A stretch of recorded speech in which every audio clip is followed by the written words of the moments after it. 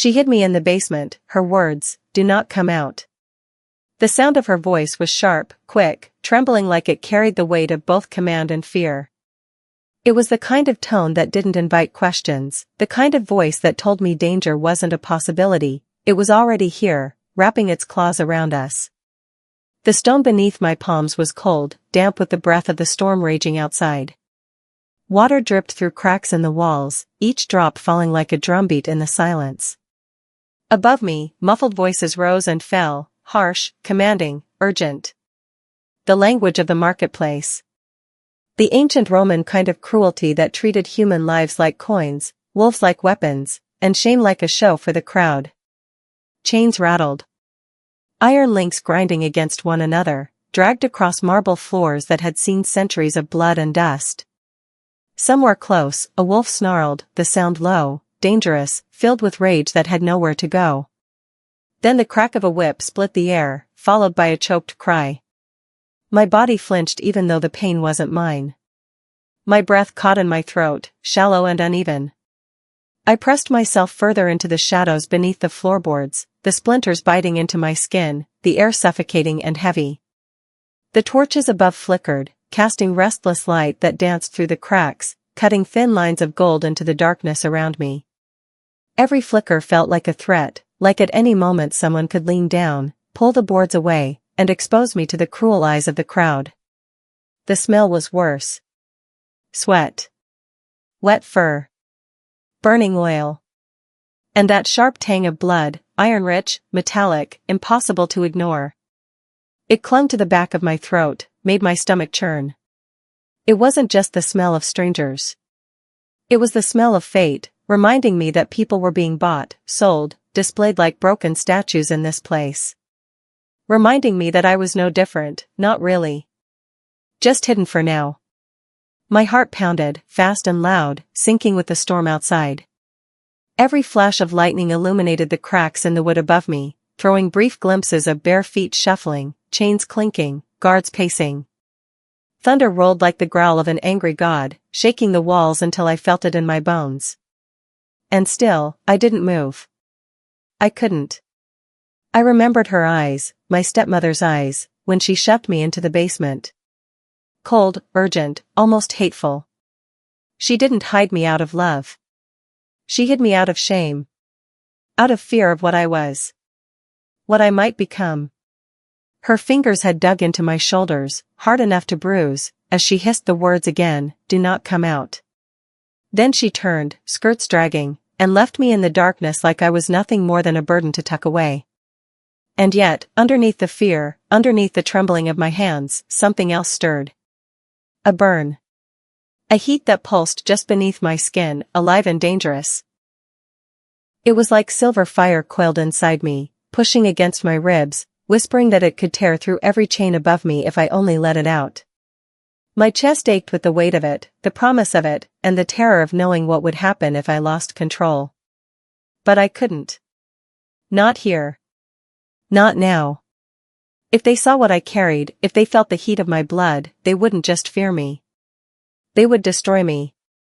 So I clenched my fists, nails digging into my palms, and forced the fire down.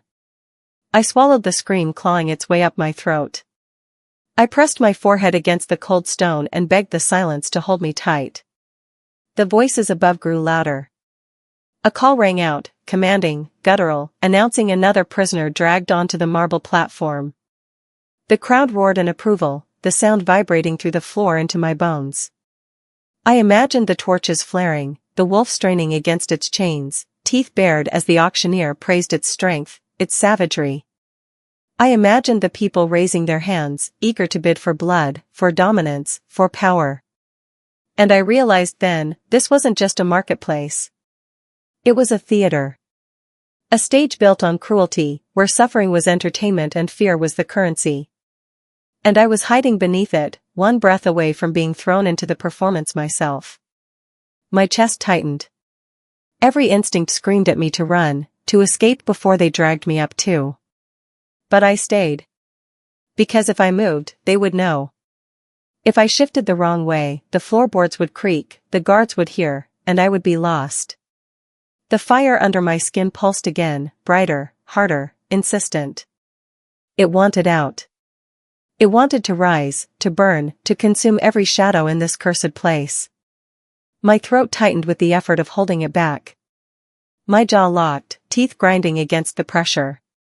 And for one brief second, I let myself imagine it. The fire erupting from my palms.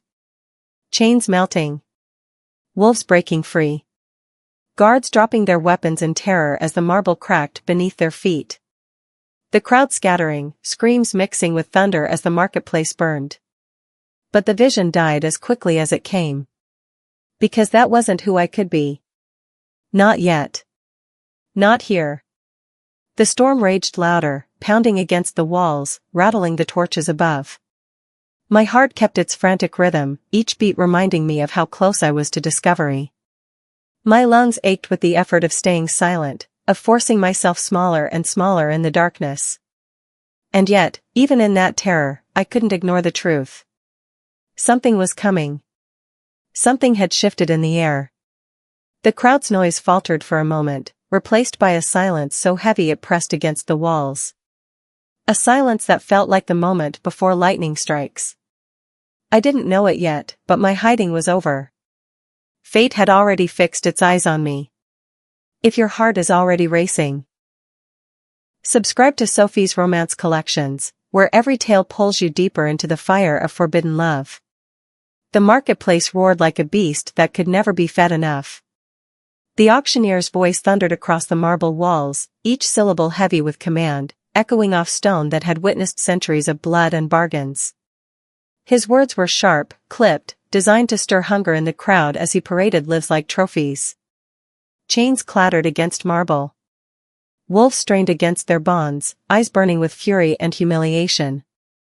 Some snapped their jaws at the air, desperate to remind the crowd of their strength, their refusal to break. Others hung their heads low, spirits worn down, formatted with rain and dirt, bodies trembling from exhaustion. They were lined up like criminals at the block, stripped of pride, stripped of choice, their futures sold in the currency of dominance. The torches hissed with smoke, shadows writhing across the walls, and every flicker seemed to stretch the cruelty of the spectacle. A man shoved one of the wolves forward, yanking the chain so hard the creature stumbled, claws scraping against stone. The crowd jeered, laughed, called out prices like this was nothing more than a game. I pressed myself deeper into the darkness beneath the floorboards, heart hammering against my ribs, each beat louder than the last. The wood creaked faintly under the weight above me, and I bit back a breath, terrified the smallest sound might give me away. Then, without warning, the chaos broke. It wasn't a word. Not even a command. It was silence, swift, heavy, unnatural. The kind of silence that doesn't simply fall, but consumes. The auctioneer's voice stuttered, then stopped. Chains went still. Wolves froze mid-snarl, their ears twisting, instincts flaring.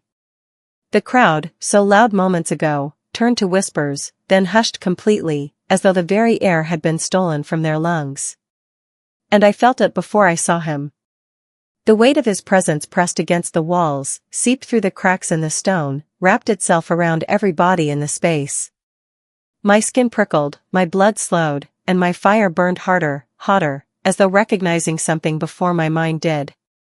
The Alpha King had entered. He moved through the archway like thunder clothed in flesh.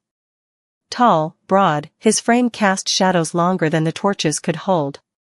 He didn't need to speak to command obedience, his very existence bent the crowd into stillness. His power wasn't loud, it was silent, coiled, dangerous, the kind of power that needed no show, no proof. His cloak was dark, soaked with the storm's rain, edges dragging across the marble with a sound that whispered of inevitability. His boots struck the stone with a rhythm that echoed like drums of war. Each step carried history, weight, and a claim to something no other dared contest. And when he paused, the silence deepened. His gaze swept the crowd slowly, deliberately, as though he could see not only their faces but their secrets. People shifted beneath his eyes, some lowering their heads in respect, others in fear. The wolves stopped straining against their chains, instincts bowing to the presence of something greater than themselves. Then his eyes shifted. Golden. Fierce. They didn't wander, they cut. Sharp, precise, unrelenting. They landed on the floor where I hid. My body stiffened.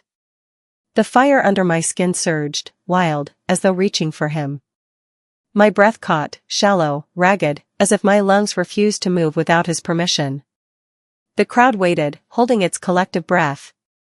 The storm outside beat against the walls, but even thunder seemed muted in his presence. And then he spoke. I know you're here. The words weren't shouted. They didn't need to be. They threaded through the silence, deep and commanding, carrying a certainty that left no room for denial. His voice was low, resonant, the kind of voice that vibrated through bone and marrow, that lingered long after the sound itself faded. The air grew thick, suffocating, charged. My hands trembled against the stone, the urge to flee warring with the impossibility of moving at all. The floorboards groaned above me, then split open. Rough hands tore them aside, exposing the darkness I had clung to. And then his face, his eyes, met mine. Gold. Bright, molten, alive. They burned into me, stripping me bare in a way that was terrifying and undeniable. It wasn't the gaze of a man finding someone by chance. It was the gaze of someone who had been searching, waiting, knowing I would be here. The marketplace around us vanished. I no longer heard the chains, the crowd, the storm. All I felt was the weight of his stare, pinning me, pulling me out of the shadows I had lived in. The moment stretched, sharp and unbearable. Predator and prey. Savior and captor. Something far more dangerous than either. His gaze didn't waver. Mine couldn't. The air between us thickened, tangled, charged with something I couldn't name but could feel burning through every nerve in my body. And in that suspended heartbeat, I realized the truth. I hadn't been hidden. I had been found. His eyes burned into me, unrelenting, and for a moment the entire marketplace seemed to collapse into silence, leaving only the sound of my own uneven breathing. The crowd blurred, the torches dimmed, and the storm outside became nothing more than a distant murmur. All that remained was the weight of his gaze. It pinned me to the cold marble like shackles stronger than any chain. And in that stillness, everything I had fought so hard to bury began to surface. Memories, sharp and unyielding, clawed their way back into my chest. The past didn't knock, it crashed through, dragging me into the shadows I had tried to escape for so long. I remembered being small, too small to understand the cruelty of whispers but old enough to feel the sting of them. Faces turning away as I walked past, mothers pulling their children closer as though my presence alone could poison them. Cursed, they called me, though never to my face. Their voices always hissed in corners, behind closed doors, but the words reached me all the same. A curse, a danger, something unclean born into a pack that wanted nothing to do with me. And my stepmother, her cruelty was never loud. It was sharp, precise, calculated. She didn't scream or strike. She smothered. Every glance a blade, every command a chain. Her hands were always cold when she shoved me into corners, into basements, into silence. She didn't need to tell me I was unwanted. Her entire existence made it clear. The only warmth I had ever known came from my father. He wasn't perfect, but he saw me. He looked at me without flinching when my skin flickered with sparks I couldn't control. He would place his calloused hand on mine, steady, grounding, and say, "It's not a curse, little flame. It's power. And one day, it will be yours to wield." But that day never came. The memory of the night he was taken is carved into me like scars no one else can see. The marketplace was alive with the same sounds it carried tonight, the jeers, the clang of chains, the smell of rain soaked into blood. They accused him of treason, though no one ever said what crime he had truly committed. They dragged him across the marble, wrists bound, shoulders bent, and I was too small, too weak, to do anything but watch through the cracks of a door. He never once looked away. Even as they forced him onto the platform, even as they shouted his price like he was no more than an object, his eyes searched for mine. And when he found me, when his gaze locked onto the shadow where I hid, he smiled. Not fear. Not regret. Just love. And then he was gone. Sold. Lost to the cruelty of men who treated wolves and humans alike as property to be owned. I carried that night with me like a brand. From then on, my stepmother's chains grew tighter, her control more suffocating. She whispered to me that his blood was tainted, that mine was worse, and that the world would never allow someone like me to stand in the light. I believed her, because what else could I do? And yet, even believing, I could not silence what lived inside me. It began with sparks, tiny, silver flickers along my arms whenever anger took root. At first, I thought it was imagination, tricks of the light. But then came the flames. Small, then larger. They danced across my skin, alive, restless, refusing to be ignored. When rage burned through me, the fire came too, silver and hot, crawling over my body until even my breath shimmered with heat. The first time my stepmother saw it, her face twisted in horror. She called me cursed out loud for the first time. Her voice was shrill, venomous, and I can still feel the way she slapped the flames out with her bare hands, hissing from the burns as she screamed that I would bring ruin to everything. She locked me away for days after that, not to protect me, but to hide me, from the pack, from the council, from anyone who might see what I was becoming. From then on, I was forbidden. Forbidden from ceremonies. Forbidden from gatherings. Forbidden from standing among the pack I was supposed to call family. I listened from darkened rooms as the others celebrated beneath the moon, their howls carrying through the night, reminding me of everything I would never be part of. I heard the drums, the chants, the laughter. And I stayed in silence, pressed against walls, my fire smoldering beneath my skin, unwanted and unseen. It wasn't protection. It was shame. She didn't hide me because she feared for me, she hid me because she feared what I represented. Proof that her household carried a stain. Evidence that my bloodline was fractured, dangerous. She buried me under stone and shadow because it was easier than letting the world see the truth of who I was. And yet, here, now, with his eyes on me, the truth I had carried like a curse felt different. The Alpha King did not flinch. His golden gaze lingered on the mark etched into my hand, the faint silver stain that never truly faded, no matter how hard I tried to scrub it away. Others had recoiled, turned their faces, whispered prayers as though my touch alone could damn them. But he didn't look away. His stare was steady, unyielding, not repulsed but searching. As though the fire that lived inside me wasn't something to fear, but something he recognized. As though he had been waiting for it. For me. My chest ached with the collision of fear and something else I couldn't name. A trembling that had nothing to do with terror and everything to do with the way his presence pulled at the fire inside me, coaxing it to the surface. My body wanted to burn. My heart wanted to believe. And in that suspended breath, I realized something I had never dared to think before. Maybe I wasn't cursed.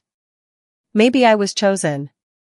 The marble steps of the marketplace faded behind me, swallowed by the storm and the murmurs of those too afraid to follow. His hand never released mine, its grip unyielding, commanding, dragging me through the night as though I were not prey but something he refused to let slip away. The air smelled of iron and rain, and each step away from the auction block felt like a severing of chains I had carried my entire life. When we reached the ruins, silence fell. Ancient pillars rose like broken teeth against the night sky, their edges jagged, weathered by centuries yet still standing. Moss clung to the cracks, and vines coiled upward as though even the earth itself sought to reclaim what once belonged to gods long forgotten. The Alpha King's torch cast shadows across the stone, and in the wavering glow, shapes began to emerge, murals, fractured but alive, etched into the walls by hands that had vanished long before I was born. I froze. My chest tightened. Figures of wolves danced in firelight, their bodies bending toward a single child painted in silver and flame. Her hands blazed with the very same fire I had spent my life trying to smother. Her eyes burned bright, not with fear, but with a power that lit the heavens. Above her, carved into crumbling stone, words I did not understand shimmered faintly as though the torch had awakened them from slumber. His voice cut through the stillness. The child of flame, he murmured, reverent, almost broken. The one who will bring ruin, or redemption. His eyes slid to mine, golden and sharp. You bear the mark. I've dreamt of you. The words pierced me like a blade. My breath stuttered, every muscle in my body rebelling. Dreamt of me? As though I were something inevitable, carved into the bones of the earth itself. I wanted to laugh, scream, deny him all at once. How could I be what he believed? I was nothing more than the girl they locked in basements, the girl they whispered about like a disease. A savior? A prophecy? No. But then, movement stirred in the corner of the ruin. From the shadows stepped a figure cloaked in ash and bone, the scent of smoke clinging to her like skin. Her face was hidden beneath a veil woven from charred threads, but her voice, when it came, was older than time itself. She has come, the seer whispered, every syllable scraping against the stones like the cry of a raven.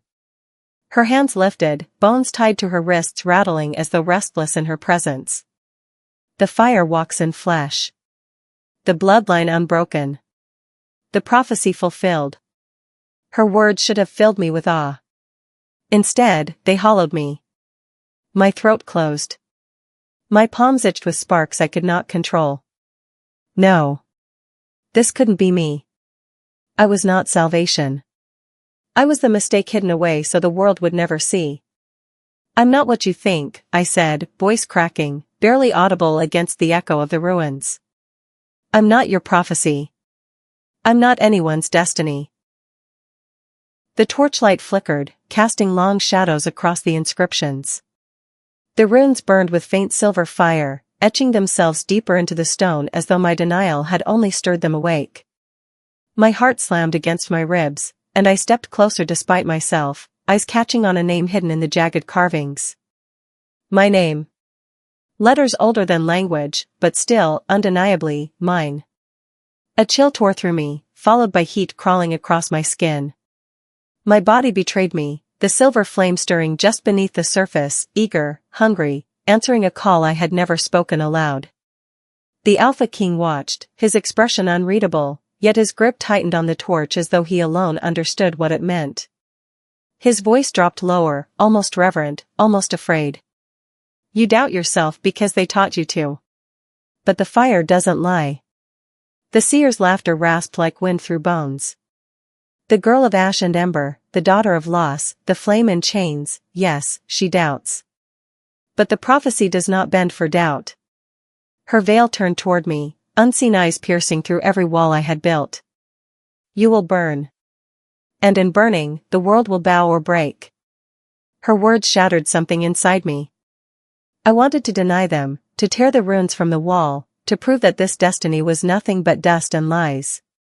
But the fire beneath my skin pulsed harder, alive, as though it had been waiting for this very moment to awaken. And standing there, between the Alpha King's unyielding gaze and the seer's bone-clad truth, I realized I could no longer run from what I was. The myth was not a story of another. It was me. The ruins trembled with silence as though the stones themselves were holding their breath. Yet silence never lasts long in a world ruled by teeth and blood. From beyond the temple arches came the sound of boots striking earth, claws dragging stone, voices rising like thunder rolling toward us. I felt the first ripple of unrest before I saw them, alphas, cloaked in fur and fury, their faces half-shifted, eyes gleaming in the torchlight. They stormed into the sanctuary, not with reverence, but with rage, their voices filling the night like a storm about to break. You dare bring her here? One bellowed, his body already bending into the beast. The ceremony was ours to witness, not yours to steal. Another snarled, spittle flashing in firelight. A girl hidden like vermin beneath floorboards, dragged into prophecy without rite or test? She is no chosen. She is a curse. The words struck harder than fists. My chest tightened, shame and fury colliding. I wanted to vanish, yet heat coiled inside me, the silver flame pressing against my skin like it too had heard the insult. The Alpha King moved before I could speak, torch abandoned, his body a wall between me and the pack that advanced. His voice, low and cold, rolled through the chamber like distant thunder. She is mine to claim. The marketplace beyond the ruins erupted then. Chains snapped, wolves howled, the crowd cried out in disbelief. It was chaos, pure, untamed chaos. I felt it in my bones, in the shaking of the ground, in the fear curling up my spine. The sound of flesh splitting, bones cracking as bodies shifted into wolves filled the air. Their growls clashed like clashing swords, violent and inevitable. Hands pointed. Claws reached. Their words sliced sharper than blades. She is death walking. She carries the fire that will burn us all. She is the omen, not the savior. Each accusation clawed deeper than the last, tearing at the fragile thread of worth I had barely begun to believe in. My stepmother's voice echoed in their shouts, every cruelty, every whispered warning that I was nothing but shame-wearing skin. The Alpha King stood unshaken, but I saw the cost in his jaw, the way his shoulders squared against his own counsel, the man who had sworn loyalty to him but now glared as though betrayal dripped from his very skin. One stepped forward, his voice heavy with authority, with venom. You ask us to follow you into war with a girl who has not bled for us, not fought for us, not proved herself. You risk the throne for her shadow. The king's silence was sharper than any roar. His eyes flicked back to me, golden and fierce, as though searching for something I did not yet understand. The council pressed harder. If she is prophecy, let her prove it. If she is flame, let her burn. Until then, she is nothing. My throat closed. Their words coiled around me like chains. Curse. Omen. Nothing. My hand shook, heat crackling beneath the skin, desperate to escape, to answer every insult with fire. But fear locked me in place. If I unleashed it now, would I prove them right? Still, he did not move from my side.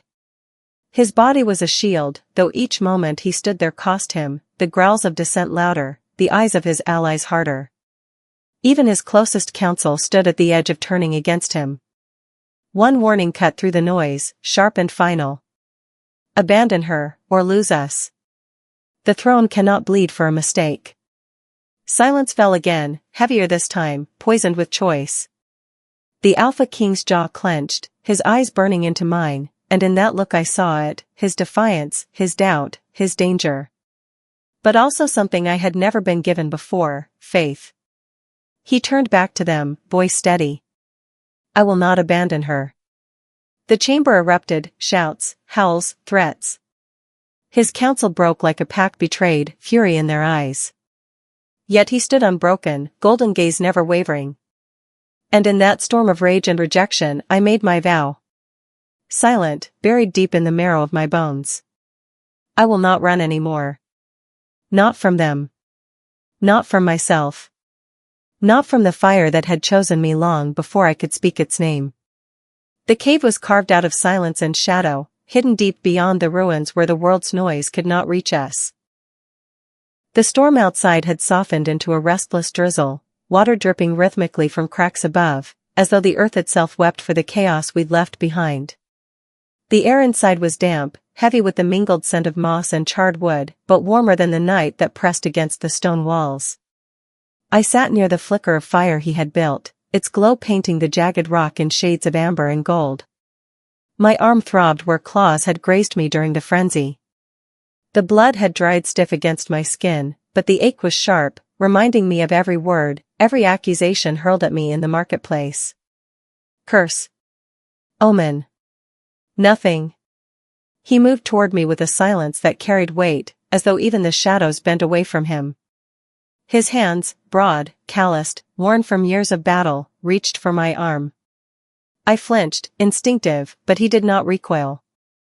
Instead, his touch was startlingly gentle, the heat of his skin steady against my trembling.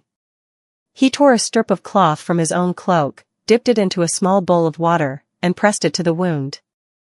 The sting of cleansing was sharp, but his gaze held me steady. Golden eyes, luminous against the cave's darkness, locked on mine. You bleed, he said softly, though his voice carried more weight than the words themselves. But you do not break. My lips parted, but no reply came. My heart pounded loud enough to echo, each beat a question I could not voice. The silence between us stretched, yet it was not empty, it throbbed with unsaid things. His fingers lingered a moment longer than necessary, pressing the cloth to my skin as if he could absorb the pain himself. Then, with a carefulness that did not belong to a king feared across nations, he wrapped the wound, knotting the cloth against my flesh. The fire cracked, scattering sparks upward. His shadow flickered across the wall, towering yet weary, and when he leaned back, I saw not the alpha king the world revered, but a man carrying scars carved deeper than any wound I bore. He sat across from me, firelight etching the hard lines of his face, and for a long while he said nothing. Only when his hand brushed absent-mindedly over a mark along his ribs did I realize, he, too, carried wounds far older than this night. I whispered, unable to stop myself, "Who hurt you?" His eyes lifted, sharp at first, then softening. For a heartbeat, I thought he would dismiss me, lock his secrets away behind the steel of a king. But he did not. Instead, he leaned closer to the fire, and the flames caught the jagged scar across his chest. "My brother," he said finally, voice low, heavy with memory. "The one I trusted above all others." The words pulled me forward, closer to his pain. "He wanted the throne," he continued. "And when he could not take it, he turned the council against me. His lies poisoned the pack, and when he drew his blade, his breath faltered, jaw tightening as though the memory was a chain around his throat. I had no choice but to end him." The silence that followed was raw, fragile. His eyes did not waver from the fire, but I saw the storm brewing inside him. Not regret, no, he had made his choice, but sorrow that had never left, sorrow carved into him like stone. I drew in a shaky breath, the ache of his words sinking into my bones. "You killed the one you loved most." His gaze cut to mine, gold burning like molten flame. "And in doing so, I became the king they needed. But not the man I once was." I could not look away. His truth was jagged, painful, but it pulled me closer instead of driving me back. Perhaps because I, too, was made of fractures and scars. My voice wavered, softer than the drip of water in the cave. "If I trust you, if I let myself believe you won't betray me, I could burn you too." The firelight danced across his face, and for a moment, his expression softened, as though I had spoken a truth he'd waited to hear. He leaned forward, his hand hovering near mine but not touching, his voice low enough to shiver through my skin. "I see you," he said. Each word deliberate, carved into the silence with unshakable certainty. "All of you. The flame. The fear. The fury you try to bury. I see it. And I do not fear the fire." The cave seemed to exhale with his words. My heart raced, not from dread this time, but from something sharper, something that pulled me dangerously close to him. His gaze did not falter, and in its depth, I felt naked, bared of every lie I had ever told myself. The air thickened, heavy with yearning that pressed against the walls of the cave as though even stone could not contain it. His face was close now, close enough that I could feel the warmth of his breath, close enough that the world itself seemed to narrow into this one moment. Our lips hovered in the space where questions end and answers begin. My pulse thundered, my body aching for what my mind feared. I could taste the possibility on the air, the sweetness of surrender, the danger of fire. And yet, I pulled back. The distance between us was only inches, but it felt like an ocean. My chest ached as though I had torn myself in two. His gaze followed, not with anger, but with something far more unbearable, patience. Understanding. The fire cracked again, louder this time, as though mocking my retreat. His eyes lingered on me, softer now, golden heat tempered into something steady. He did not move closer, did not demand what I could not give. He simply sat back, the echo of almost still burning in the air between us. And in that fragile, suspended moment, I realized what terrified me most was not the fire inside me, but the possibility that someone might truly see it, and choose to stay. The fire in the cave had burned low when the world outside shifted against me.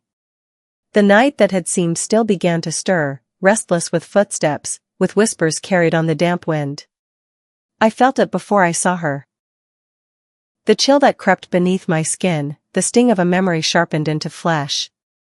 My stepmother's shadow broke the mouth of the cave. Her face was exactly as it had always been, sharp, cold, carved of marble and disdain.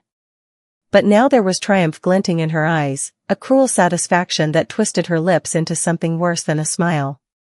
Behind her, wolves from the council moved like an iron wall, their torches hissing in the rain, their chains clinking with dreadful promise. She stepped forward, voice slicing through the cave. You thought you could hide her from me, from us. But secrets rot, and tonight, the rot is cut open. Before I could rise, they seized me. Cold metal clamped around my wrists, the bite of iron burning against my skin. The weight of chains dragged me down, and with each pull, I felt the sting of betrayal tighten around my throat. My stepmother's hands did not touch me, no, she would never stain herself so, but her eyes drank in the sight of me bound, as though this was the victory she had chased her whole life. She led me through the night, back into the ruins where shadows loomed tall and merciless. The council awaited, their faces carved with fury, with fear, with hunger for control. Wolves pressed close in a circle, their growls rumbling like thunder, their eyes fixed on me as though I were a spectacle carved for their hatred. My stepmother's voice rose, clear, sharp, triumphant. Here she is, the cursed child. The blood of a traitor. The girl who should never have been born. Gasps broke across the crowd, murmurs turning to chants, chants sharpening into something venomous. Her flame is death, not life. Her flame is death, not life. The words wrapped around me like a noose. Each repetition sank deeper, searing into my skin, trying to turn prophecy into weapon.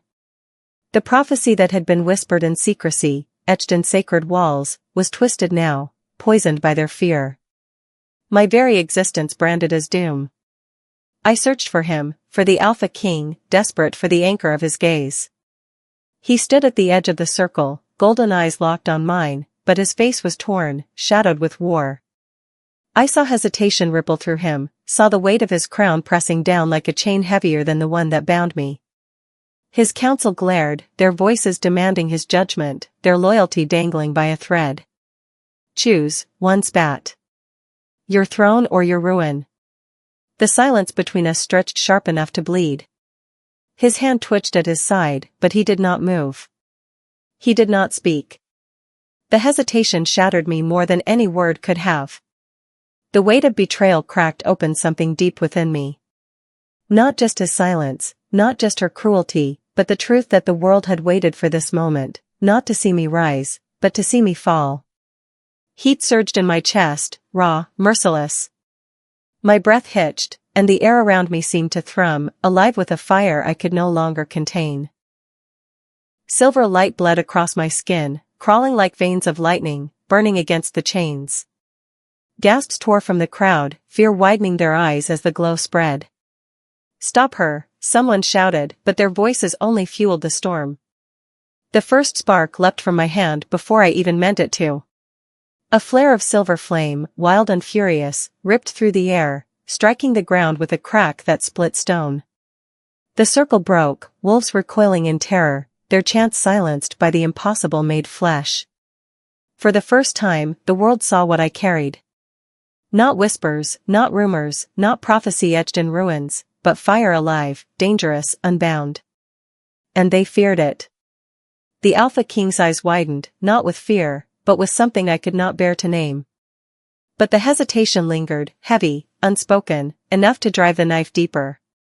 Tears burned, blurred by the blaze that wrapped itself around me. I tore against the chains, and they snapped, melted by the fire that no iron could withstand. My stepmother stumbled back, her face pale, her triumph shattered by the sight of me unbound. I looked once more at him, at the man who had promised he did not fear the fire, yet stood silent as the world condemned me. My chest ached, fractured, but I did not wait for him to speak. I turned. The flames answered me, cloaking my body as I fled into the night. The earth lit beneath my feet, trees bending away from the heat, the sky itself echoing with the crack of silver fire. The world saw me then, not as girl, not as curse, not as savior. They saw me as flame, and they trembled. But the fear in their eyes was a blade I could not outrun. The marketplace lies before me again, but it is not the same place of bartering and clamor I once knew. It has been hollowed by cruelty, reshaped into a stage of conquest. Marble pillars that once bore banners of peace now stand cracked, draped in chains, their weight dragging down wolves who kneel in forced submission. The air stinks of blood and iron, the silence fractured only by the whimpers of the beaten and the clash of rival alphas staking claim to a throne that was never theirs. I step from the shadows, unmasked, unbound. The chains that had scarred my wrists are gone, melted by fire the night of my betrayal. My body carries the remnants of that heat, a silver glow pulsing faintly beneath my skin, as though the flame has fused with my very veins. I no longer hide the mark of what I am. Each step echoes louder than the drums of war as I move into the square. Wolves turn, their eyes widening, disbelief slicing through their fury. The rival alphas pause, their hands still gripping weapons slick with blood, their snarls caught between defiance and fear. They had expected a girl hunted, broken, vanished into exile. Instead, I return clothed in the fire they feared, the prophecy they twisted. My gaze sweeps the market, each chain, each broken body stoking the storm inside me. My chest tightens, not with weakness but with the memory of my own captivity, the helplessness I vowed I would never let another endure. A low growl rises in my throat, layered with something not wholly human. The air vibrates with it, shadows recoiling from its sound. The fire answers my fury. It surges, rushing through me in molten waves until my skin shimmers. Then it bursts outward, an uncontainable roar of silver flame. It lashes across the ruins, devouring the air, shaking the ground until the marble pillars groan and crack. Chains that bound innocence hiss, glow, then melt into rivers of liquid iron. Wolves stagger free, their shocked eyes lifting toward me, not yet in triumph but in awe, in terror. I feel my body change with the fire's release. The shift takes me, not into wolf alone, nor into woman. My form fractures and fuses, for rippling with veins of silver flame, claws tipped with light sharp enough to pierce stone, eyes burning like molten moons. My voice when it comes is not only mine, it is older, deeper, laced with the power of those who came before me, ancestors buried in prophecy but never silenced. I am not your sacrifice. The words carry like thunder. The rival alphas stagger, some clutching their ears, some retreating with fear etched across their hardened faces. The crowd stills, the marketplace trembling under the weight of those 5 words. For centuries, my name had been twisted into doom, my life shaped into a sentence I was never allowed to escape. But no longer. From the far edge of the square, he steps forward. The Alpha King. His golden eyes find me through the chaos, the hesitation of the council chamber burned away. Blood stains his armor, but he walks with the steadiness of one who has chosen his side. He does not raise his weapon. He does not command. He joins me, not as my captor, not as my judge, but as my equal. Our gazes lock, and for a heartbeat the fire steadies, anchored by the unspoken truth between us. Yet I know, even with him beside me, it is not his power the world fears. It is mine. The rival alphas snarl, gathering courage, their voices rising. She is the flame of death. She will burn us all. But before their rage can unite them, another voice slices through the uproar. Smooth, venomous, soaked in the weight of centuries. From the shadows of the temple steps, the high priest emerges. He is draped in robes darker than night, jewels stolen from generations glinting like eyes across his chest. His face is marked with symbols carved into his flesh, scars of rituals meant to bind prophecy to his will. His presence is colder than steel, heavier than chains. Even the rival alphas recoil, their snarls faltering in his shadow. It was never about her flame, he says, his voice carrying with a serpent's grace. It was about power. And power belongs not to wolves, not to kings, but to the divine order I alone uphold. The crowd bends under his words, wolves lowering their gazes, some even bowing in instinctive obedience. I feel the pull, the years of manipulation woven into his tone, the centuries of fear crafted into chains stronger than iron. But my fire resists. My ancestors' voices rise inside me, furious, unyielding. Their strength steadies my breath, their defiance searing through the high priest's false divinity. You twisted the prophecy, I say, my voice deep with flame. You chained generations to your lies, drowned them in blood to keep your throne of shadows. But your reign ends here. The ground quakes beneath my words. The marketplace holds its breath. The high priest smiles, a crack in the mask revealing the rot beneath. Child, you mistake yourself for more than a vessel. Fire consumes. Fire destroys. It cannot lead. I step closer, silver flame coiling around my limbs, dripping sparks that sear the stone beneath me. My voice sharpens, no longer pleading, no longer questioning. Fire cleanses. Fire frees. And tonight, it will burn your lies to ash. He raises his hands, and the air splits with darkness, shadows spilling like oil, swallowing torches, silencing cries. But my flame surges brighter, pressing back the night, silver light clawing through his veil. The standoff begins. Flame against shadow. Truth against centuries of deception. My power against the high priest who caged it before I ever drew breath. And for the first time I do not run. The ruins are silent now, but not with peace. The silence is heavy, vibrating with the echoes of battle that still cling to the cracked stone and shattered chains. Dust hangs in the air, drifting through beams of moonlight as though time itself hesitates, afraid to move forward. The silver flame that raged through me dwindles to a low shimmer across my skin, fading, yet refusing to vanish entirely. Wolves stand at the edges of the square, eyes wide, breaths ragged, their bodies caught between reverence and dread. I feel the weight of every gaze pressing down on me. Some glimmer with gratitude, others with terror.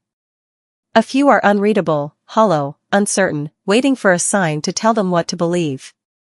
The fire inside me pulses, restless, demanding to be claimed. But in the emptiness after war, doubt carves its way back in. I turn toward him, the Alpha King. His armor is blackened by flame, his face streaked with blood and ash, but his golden eyes never waver. He looks at me as though the chaos meant nothing, as though I am still the girl he tended by firelight, not the force who could burn kingdoms to ash. His gaze steadies me, yet it sharpens the question clawing through my chest. My voice breaks the silence, low, trembling, edged with the fear I swore I would bury. Would you have chosen me, or feared me too? The question strikes the air like a blade. Wolves stiffen. The dust swirls as though stirred by invisible winds. My own voice lingers around me, too raw, too honest to recall. His jaw tightens, but he does not look away. Still, he doesn't answer, not yet. The silence stretches, unbearable.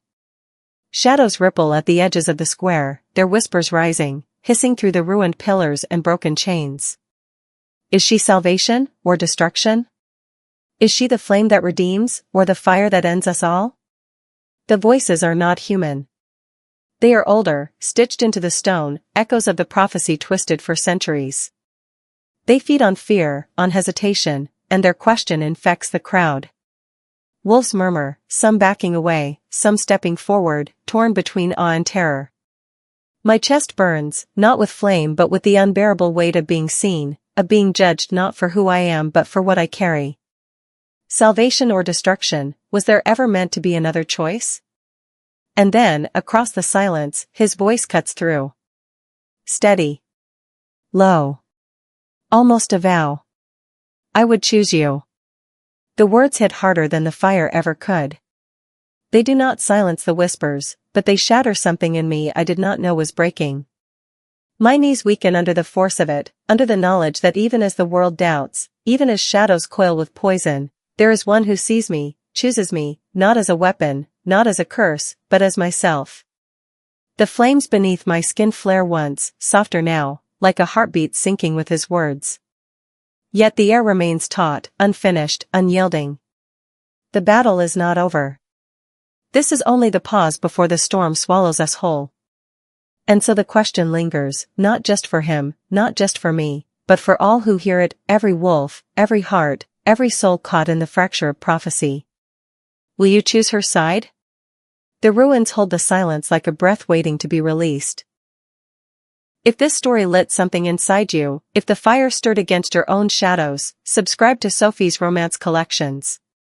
Here, we tell tales that burn. This isn't over.